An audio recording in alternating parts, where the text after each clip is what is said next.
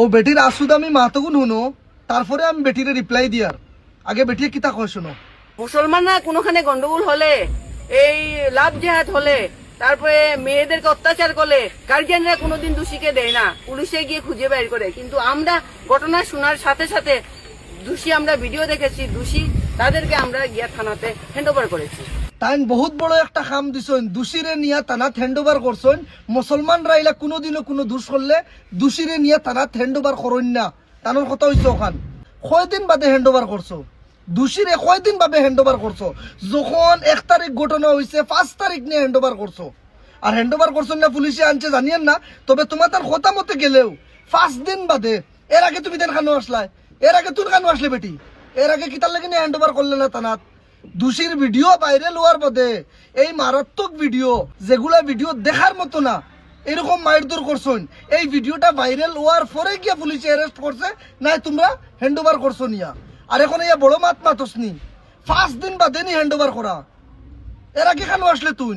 তারপরও এগুলা কমেন্ট কি? তাই আমার আহ্বান থাকলো এই মুসলমানই নেতাদেরকে, আমি একদম টার্গেট দিয়ে বলছি, মুসলমানই নেতাদেরকে একটাই আমার অনুরোধ যে আমরা মামবাড়ি এবং নালুও আমরা শান্তিভাবে আছি, তখন ওরা এসে বিশৃঙ্খলা যাতে না করে।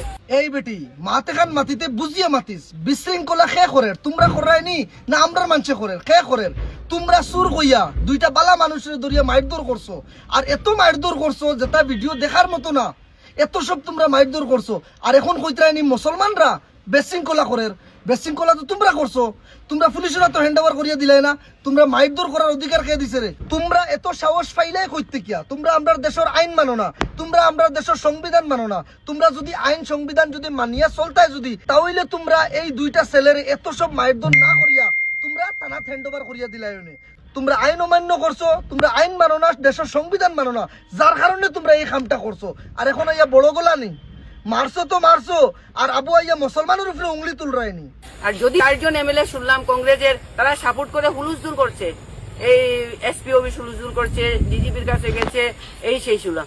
ওকে ওকে দমলো, আইন অমান্য করিয়া তোমরা আইন না মানিয়া, দেশের সংবিধান না মানিয়া তোমরা দুইটা ছেলেরে ধরিয়া এত সব মারধর করছো। মুসলমানরা কিতা চুড়ি পিন্ধে বুয়ার থাকতো নি? চুড়ি পিন্ধে গরব বুয়ার থাকতো নি? এসপি অফিসে যাইতো না নি? মেমোরেন্ডাম দিত না নি? এফআইআর করতো না নি? দোষীরারে শাস্তি দেবাইতো না নি? তোর কথা কিতা? এই বেটি মানে আমার খালি মুখে দি বাদ বাসার, এই বেটির কথা মতে কিতা আমরা চুড়ি পিন্ধে গরব বইতাম নিয়ে আসলাম? আমার প্রশ্ন হলো, আপনারা সরজমিন এসে আপনারা জানুন এইগুলা এখানে বাসিন্দা না কোনখানে বাংলাদেশি?